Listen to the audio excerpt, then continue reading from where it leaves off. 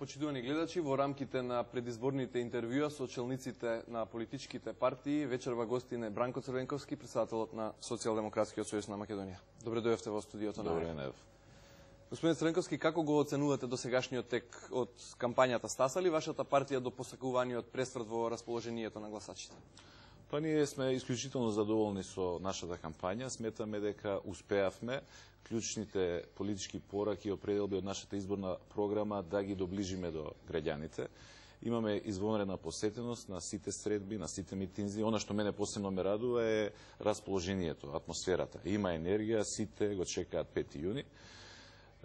Посебно сакам да ја нагласам успешната кампања од врата до врата или непосредните средби со граѓаните, каде што постигнавме навистина забележителни резултати. А што се однесува до пресвртот, мислам дека тој се случи уште пред почетокот на кампањата и дека ќе кулминира со соодветен резултат на 5 јуни. Слоганот на СДСМ е за твојата иднина. Со кој приоритет ќе се зафатите ако ја добиете довербата на гласачите? Состојбите во различни области се навистина тешки и не може се говори за еден единствен приоритет. Не ќе може новата влада да решава проблем по проблем, туку ќе мора фронтално да настапи. Значи, во повеќе области да решава во ист момент повеќе тешки состојби. Ако веќе морам со еден збор да ја дефинирам таа ситуација, клучната работа ќе биде како да ја вратиме државата на вистинскиот колосек. Значи, како да ја направиме повторно нормална држава.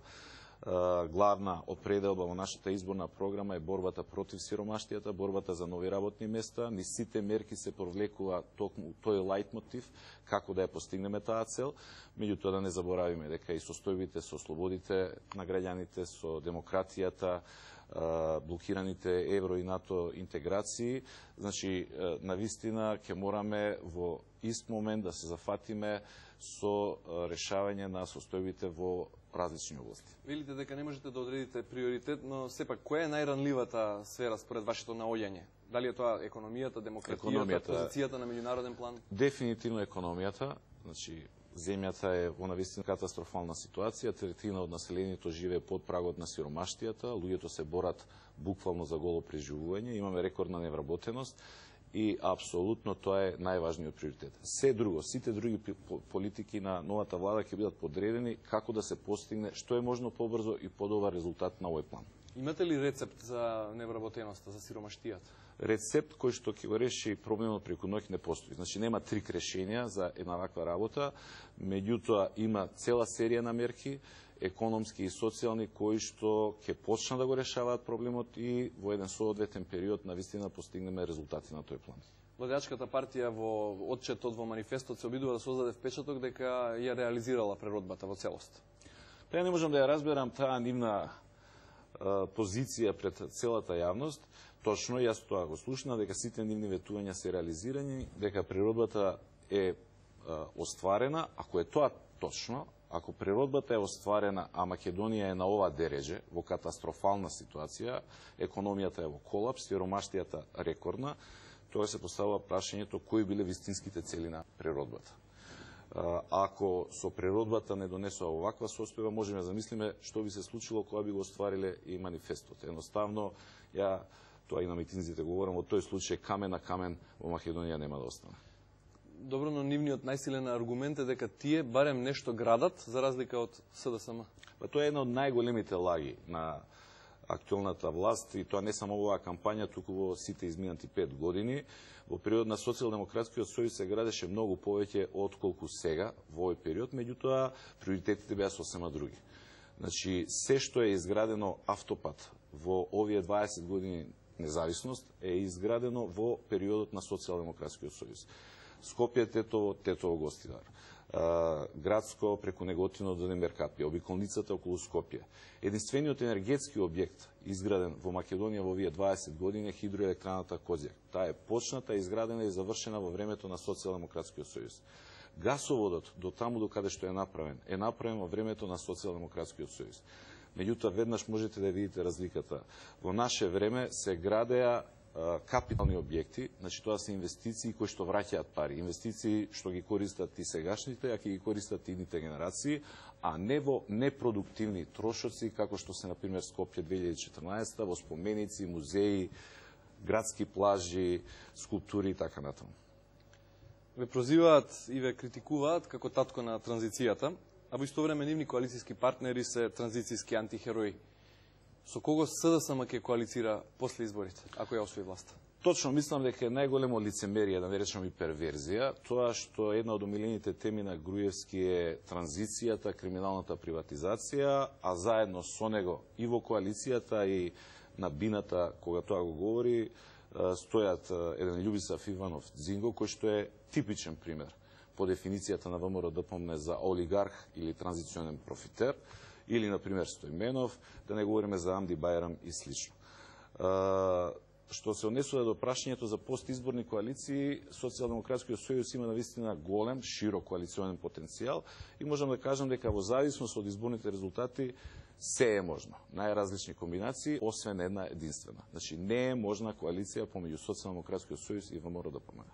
Со Дзинго и Стојменов? Не, кога велам ВМРО-ДПМНЕ, мислам и на неговите коалициони партнери. За соработката со Дзинго во изминатите години и рековте дека и ветивте дека ќе исправите грешката. Што подразбира тоа?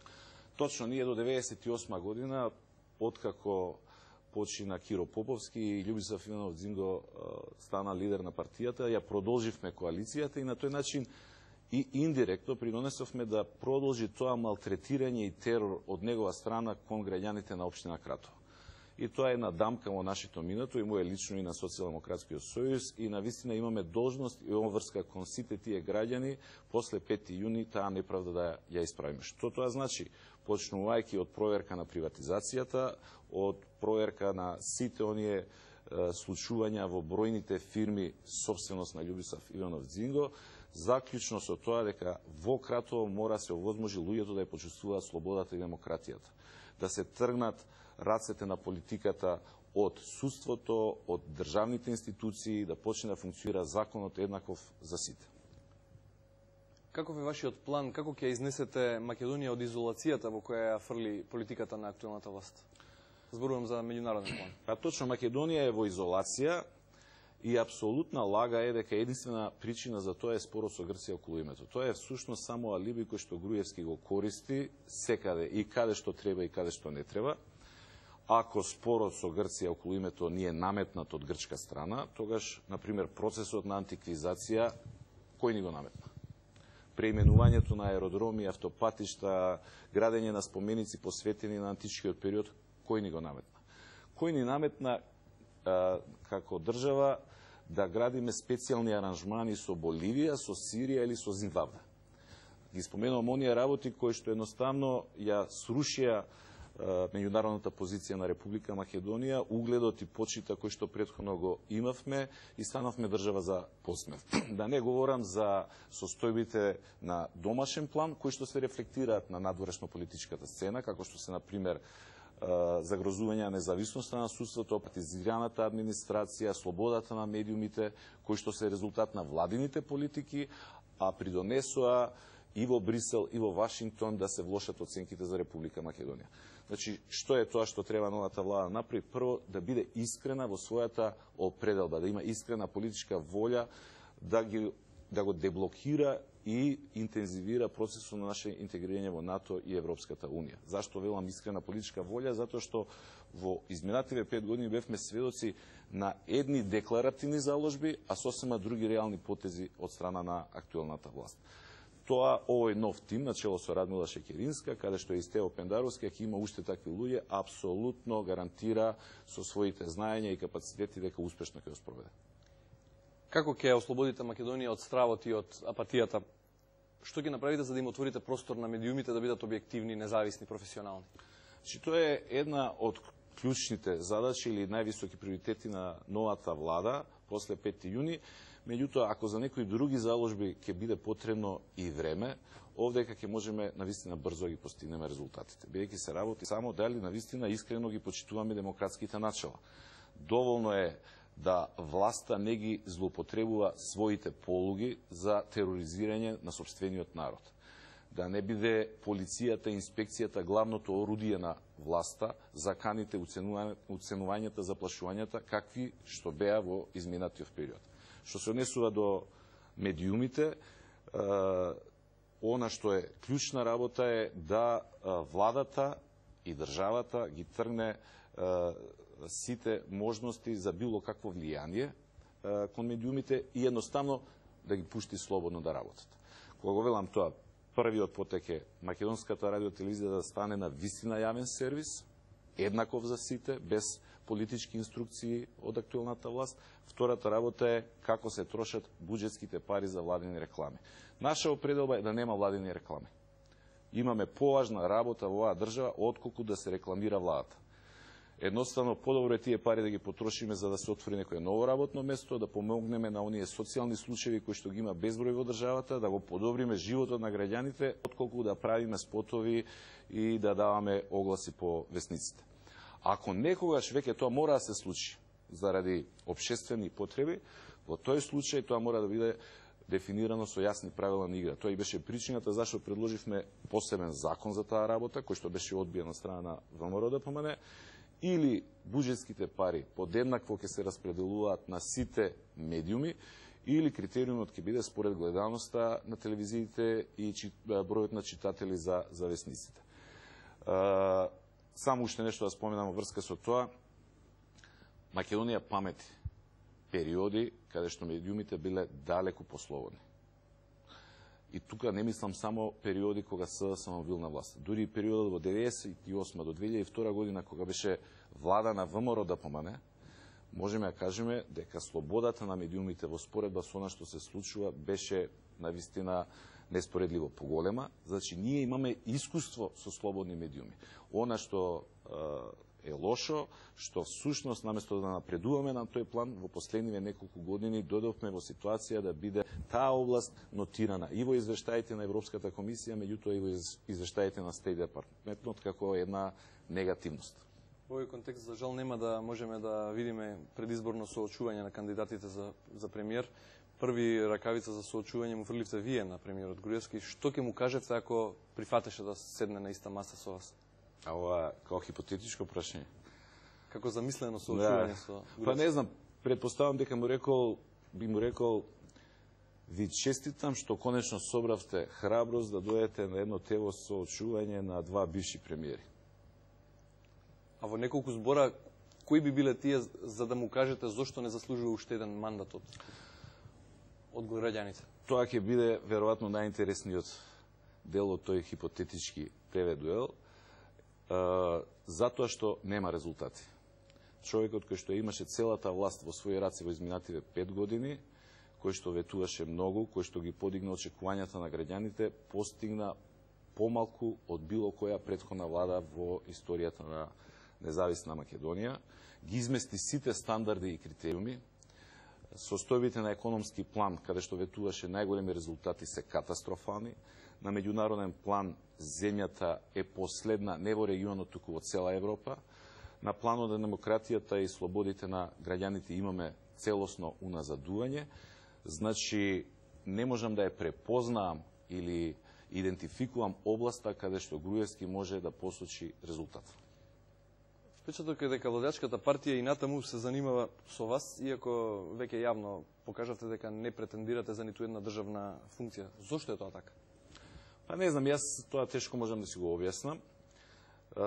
Можете да замислите премиерот, значи првиот човек на државата, на извршната власт, оди на избори, после 5 години вршење на таа функција, и наместо да излезе со понуда битна за граѓаните, значи да излезе со понуда како ќе го направи нивниот живот поквалитетен, како ќе ја намали сиромаштијата, ќе ја зголеми вработеноста, како ќе ја оправи економијата, како ќе ја зацврсти државата, како ќе ја внесе во НАТО и Европската унија, наместо сето тоа што е клучно, суштинско за овој народ и за овие граѓани, неговата главна цел, која што можеме да ја препознаеме и од сите спотови, од сите огласи кои што се емитуваат во периодот на оваа кампања, е да му се каже збогум на Бранко Црвенковски. Тоа не може да биде концепт, смислен концепт на кампања. Мислам дека повеќе се работи за, може би ќе употребам тежок збор, меѓутоа ќе го употребам. Се работи за болест, се работи за фрустрација и комплекс. И тука политички анализи не помагаат. Дали и вие самиот им давате материјал за да ве критикуваат дополнително? Тука мислам на она што провладините, на оној дел од спотот, што провладините медиуми не го симнуваат од екранот, делот од говорот за разводот на стечајецот од спотот на ВМРО-ДПМН? Видите, нивото во оваа кампања е навистина многу ниско, меѓутоа не го сниживме ние, нити го снижи ВМРО-ДПМН само во последниве 15 дена. Нивото е многу ниско веќе со месеци наназад. Ако веќе говориме за спотовите кои што ги споменавте, погледнете како завршуваат. Завршуваат со клетви упатени кон мене, кон моето семејство. Погледнете само во оваа кампања чиви деца беа споменати. Моите деца беа споменати, што никогаш во Македонија на ниедни претходни избори не се случувало. Ако веќе говориме за мојот одговор кон изјавата на таа личност, прво една работа расчистиме, не се работи за никаков типичен стечаец, се работи за еден партиски војник, послушник, платеник, кој на крајот на криштата го идентификувавме како една од личностите кои што на плоштадот во Скопје ги тепаше студентите кои излегоа да протестираат против изградбата на црквата и човек кој што е добро згрижен во државно јавно предпријатие од страна на владеачката партија со години наназад. Јас се извинувам ако некој тоа погрешно го свата. Некој кој што навистина се нашол во тешка ситуација во период на транзицијата, мојот одговор не беше упатен кон нив, туку кон конкретна личност која што е инструирана, употребена и злоупотребена од страна на ВМРО-ДПМН на спот потпишан од ВМРО-ДПМН. А тоа значи од Никола Груевски. Господин Црнковски, кој ќе ја води СДСМ ако Шекеринска е мандатар? Ако Шекеринска стане мандатар, а јас верувам дека тоа ќе се случи, Социјалдемократскиот сојуз ќе биде предводен од мене до следниот конгрес. Кога ќе се одржи тој конгрес и што ќе се случува потоа, ќе оцениме во органите на партијата согласно статутот. Каква држава ќе биде Македонија по 5 години од денес? Ако на 5 јуни се случи она што треба и мора да се случи, за 5 години Македонија ќе биде членка на НАТО, ќе биде членка на Европската Унија, ќе биде држава со преполовена невработеност, ќе биде држава со демократија, држава во која што човековите права ќе се почитуваат, со слободни медиуми, ќе биде нормална, демократска, просперитетна држава. Она што ја го посакувам е за 5 години Македонија на политички план да биде досадна држава. Значи, граѓаните да не им ги знаат имињата на министрите, туку да ги знаат имињата на спортистите, на музичките звезди, на луѓето од културата. Тоа е за мене нормална, од политички аспект досадна држава. Ви благодарам на разговорот. Благодарам на вас. Почитувани гледачи, Бранко Црвенковски, председателот на Социјалдемократскиот сојуз на Македонија во предизборното интервју за А1 телевизија.